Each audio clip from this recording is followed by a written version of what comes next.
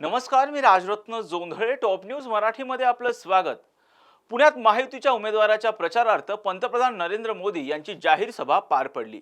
या सभेत बोलताना त्यांनी नाव न घेता शरद पवारांचा भटकती आत्मा असा उल्लेख केला. त्यामुळे विरोधकांकडून पंतप्रधान नरेंद्र मोदी यांच्यावर निशाणा साधण्यात येतोय. यावरचा टॉप न्यूज मराठीचा हा स्पेशल रिपोर्ट.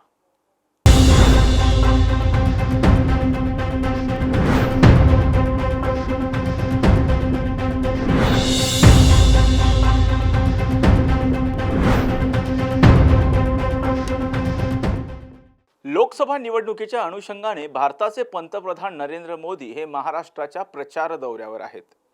काल त्यांनी सोलापूर, सातारा आणि पुण्यामध्ये जाहीर सभा घेतल्या.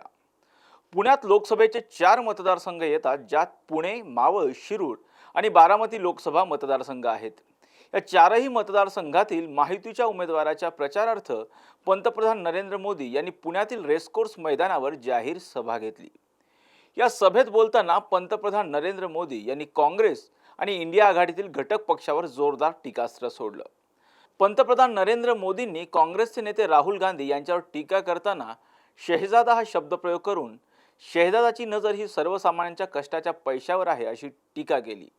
या सभेमध्ये बोलताना पंतप्रधान नरेंद्र मोदींनी शरद पवार यांचं नाव न घेता भटकत्या आत्म्याने महाराष्ट्राचं राजकारण अस्थिर केल्याची टीका केली. पंतप्रधान नरेंद्र मोदी म्हणाले की एका मोठ्या नेत्याने 45 वर्षांपूर्वी महत्त्वाकांक्षांसाठी सुरू केलेल्या खेळानं महाराष्ट्रात अस्थिरतेचा कालखंड सुरू झाला. या अस्थिरतेच्या कालखंडामुळेच अनेक मुख्यमंत्री त्यांचा कार्यकाळ पूर्ण करू शकले नाहीत. या भटकत्या आत्म्याने 1995 मध्ये शिवसेना भाजपाचे सरकार अस्थिर करण्याचा प्रयत्न केला होता. तसेच 2019 मध्ये जनादेशाचा अपमान केला आणि महाराष्ट्र या आत्म्याला बळी पडला. आता त्यांचा देशही अस्थिर करण्याचा प्रयत्न आहे. या नेत्याने स्वतःचा पक्ष आणि कुटुंबही अस्थिर केल्याची टीका पंतप्रधान नरेंद्र मोदी यांनी शरद पवार यांचं नाव न घेता केली. कि कुछ भटकती आत्माएं होती है, जिनकी इच्छाएं पूरी नहीं होती, जिनके सपने अधूरे रह जाते हैं, वो आत्माएं भटकती रहती हैं और फिर खुद का नहीं हुआ तो औरों का भी बिगाड़ने में उनको मजा आता है. हमारा महाराष्ट्र भी ऐसी भटकती आत्माओं का शिकार हो चुका है. आज से 45 साल पहले यहां के एक बड़े नेता ने अपनी महत्वाकांक्षा के लिए इस खेल की शुरुआत की और तब से महाराष्ट्र एक अस्थिरता के दौर में चला गया और कई मुख्यमंत्री अपना कार्यकाल भी पूरा नहीं कर पाए. ये विपक्ष को ही अस्थिर नहीं करते, ये आत्मा कुछ भी कर देती है. वो अपनी पार्टी में भी ऐसा ही करते हैं और ये आत्मा ऐसा करती है, परिवार में भी कर देती है. 1995 में जब बीजेपी शिवसेना की सरकार आई तो भी आत्मा उस सरकार को अस्थिर करने के काम में लग गई और 19 में तो उन्होंने जनादेश को ही इतना बड़ा अपमान किया, वो महाराष्ट्र की जनता भली भांति जानती है. और आज सिर्फ महाराष्ट्र को अस्थिर करना ही आत्मा को संतोष नहीं होता है, देश में अस्थिरता पैदा करने का खेल चल रहा है. आज भारत को ऐसी भटकती आत्माओं से बचा करके देश में एक स्थिर, मजबूत सरकार की तरफ आगे बढ़ना बहुत जरूरी है दोस्तों. पुण्यातील सभेत पंतप्रधान नरेंद्र मोदींनी शरद पवार यांचा भटकती आत्मा असा उल्लेख केल्यानंतर आता राष्ट्रवादी काँग्रेस शरद पवार गटाचे नेतेही चांगलेच आक्रमक झाल्याचं पाहायला मिळतंय. मोदींनी शरद पवारांचा भटकती आत्मा असा उल्लेख केल्यानंतर शरद पवार गटाचे आमदार रोहित पवारांनी मोदींना टोला लगावलाय. संत एकनाथ महाराजांच्या काया ही पंढरी, आत्मा हा विठ्ठल, नांदो तो केवळ पांडुरंग या ओळीचा उल्लेख करत रोहित पवारांनी पंतप्रधान नरेंद्र मोदींवर निशाणा साधलाय. मोदीजी, महाराष्ट्र हे आमचं शरीर म्हणजेच पंढरी आहे आणि विठ्ठल हा या पंढरीतला आत्मा आहे. म्हणूनच स्वतःचं आसन अस्थिर झाल्याचं लक्षात येताच तुम्हाला महाराष्ट्राची आठवण झाली. पण इथं येऊन विठ्ठलाचं दर्शन घेण्याऐवजी तुम्हाला अस्थिर आत्मे दिसू लागलेत. आता 4 जून नंतर भाजप आणि मित्र पक्षांच्या अनेकांना निवांत हिमालयात जाऊन मन स्थिर करण्याची संधी देश देणार आहे. तोपर्यंत काळजी घ्या, असं रोहित पवार म्हणाले. मतदानानंतर जेव्हा मते मोजले जातील त्यावेळी शरद पवार हे देशाचे आणि महाराष्ट्राचे आत्मा आहेत. सर्व राज्याची जनता महाराष्ट्राचा आत्मा म्हणून त्यांच्याकडे पाहते. अशा शब्दात नरेंद्र मोदी यांचं नाव न घेता राष्ट्रवादी काँग्रेस शरद पवार गटाचे प्रदेशाध्यक्ष जयंत पाटील यांनी नरेंद्र मोदींना प्रत्युत्तर दिलंय. एक भटकती आत्मा महाराष्ट्र में है और वो सारी सरकार अस्थिर करने का काम करती है. पूरे देश में अस्थिरता निर्माण पैदा करने की कोशिश वो कर रहे हैं. याला माहित नाही तो महाराष्ट्राचा आत्मा आहे आणि महाराष्ट्राच्या आत्म्याला हिथं सतत येऊन टीका करून जेवढं मोदी बोलतील तेवढं महाराष्ट्र शरद पवारांच्या मागे ठामपणानं उभा आहे. पुण्याचे माजी महापौर आणि शरद पवार गटाचे राज्य प्रवक्ते अंकुश काकडे यांनी पंतप्रधान नरेंद्र मोदी यांनी शरद पवारांचा भटकती आत्मा असा उल्लेख केल्यानंतर त्यांनीही पंतप्रधान मोदींना सडेतोड उत्तर दिले. मी पंतप्रधान नरेंद्र मोदींचा आणि देशाचे पंतप्रधान म्हणून आदर करायचो, परंतु त्यांनी एका जिवंत व्यक्तीचा उल्लेख हा भटकती आत्मा केल्यामुळे मी त्यांच्या या वक्तव्याचा निषेध करतो, असंही अंकुश काकडे म्हणाले. देशाचे पंतप्रधान श्री नरेंद्र मोदी यांनी काल पुण्यामध्ये रेसकोर्स येथे झालेल्या जाहीर सभेत भटकता आत्म्याच्या संदर्भात वक्तव्य केलं आणि ते केलेलं वक्तव्य कोणाच्या संदर्भात होतं हे महाराष्ट्रातील जनता समजून आहे.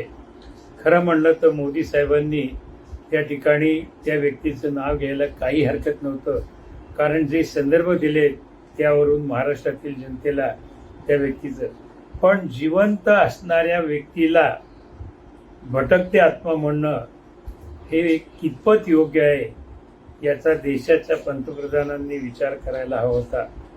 मी एक छोटा कार्यकर्ता आहे.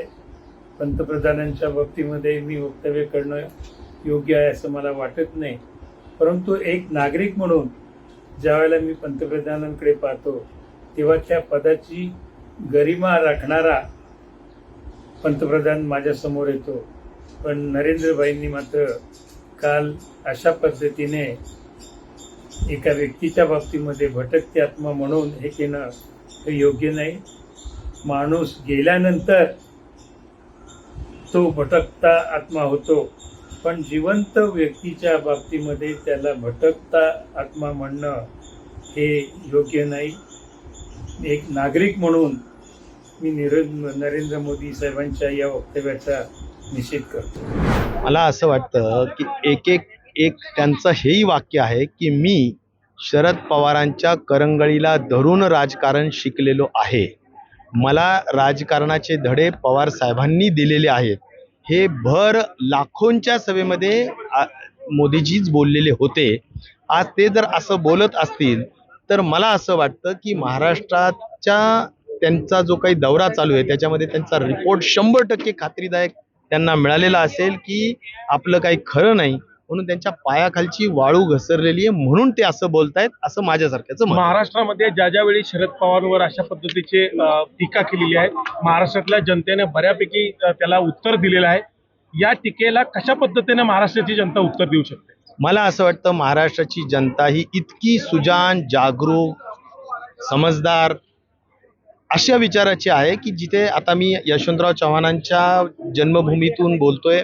मला माहिती आहे की महाराष्ट्राची जनता मतांच्या माध्यमातूनच मोदीजींना त्यांचं उत्तर दिल्याशिवाय राहणार नाही. आणि 4 तारखेला ज्यावेळी निश्चित प्रकारे निकाल लागेल त्यावेळी मी आत्ता म्हणालो तसं हातात मशाल आणि तुतारी फुंकण्याचं काम महाराष्ट्राची जनता केल्याशिवाय राहणार. छत्रपतींच्या नावाने मतं मागितली जातात, काय सांगाल? छत्रपती महाराजांच्या नावाने मतं मागणं याचा अनुभव आणि याचा प्रत्यय मागे सुद्धा महाराष्ट्राला, सातारकरांना आलेला आहे की मान गादीला मत तुतारीला अशा स्वरूपाने लोक या निवडणुकीकडे लोकसभेच्या पाहतो. पुण्याच्या रेसकोर्स मैदानावर पंतप्रधान नरेंद्र मोदींनी भटकती आत्मावरून केलेल्या टीकेबाबत उपमुख्यमंत्री अजित पवार यांना विचारलं असता हा भटकती आत्मा नेमका कोण याबाबत मी पंतप्रधान नरेंद्र मोदींशी बोलेन असा उपरोधित टोला लगावला आहे. पंतप्रधान नरेंद्र मोदींनी केलेल्या या टीकेमुळे आता विरोधी पक्षांकडून पंतप्रधान नरेंद्र मोदींवर जोड उठवताना पाहायला मिळते. त्यामुळे महाराष्ट्राच्या निवडणुकांमध्ये भटकती आत्मा हा वरून पंतप्रधान नरेंद्र मोदींनी केलेली टीका कळीचा मुद्दा ठरण्याची शक्यता आहे. व्हिडिओ जर्नलिस्ट पियुष येरवडेकरसह संकेत देशपांडे, टॉप न्यूज मराठी, पुणे. जय भोलेनाथ, जय जय भोलेनाथ. गुरुकृपा ट्रॅव्हल्सची सुनियोजित टूर. उत्तराखंड चारधाम दर्शन यात्रा. पुणे ते दिल्ली, दिल्ली ते चारधाम आणि दिल्ली ते पुणे. प्रवास भाडे प्रत्येकी फक्त 38,500 रुपये. कपलसाठी स्वतंत्र रूम हवी असल्यास प्रत्येकी 45,000 रुपये. पहिला ग्रुप 10 मे 2024, दुसरा ग्रुप 24 मे 2024 आणि तिसरा ग्रुप दिनांक 6 जून 2024. 15,000 ॲडव्हान्स भरून आजच आपलं सीट बुक करा. अधिक माहितीसाठी संपर्क साधा. गुरुकृपा ट्रॅव्हल्स, गजानन महाराज खेडेकर, 94-220-25024, 99-237-16262, 94-235-25427 आणि शुभम गजानन खेडेकर 899-66-2004. त्वरा करा, आजच आपलं सीट बुक करा. जय भोलेनाथ, जय जय Bholenath. Come on guys, hurry up. अरे सुन ना, एक ब्रेक ले लेते हैं. Guys, I'm telling you, तुम लोगों को सही से ट्रैकिंग नहीं आता. But that's okay, you can learn. रोज का ढक्कन देना. ये रेड वाला है, सही वाला देना. अबे ढक्कन, पहले तो सही पानी पीना.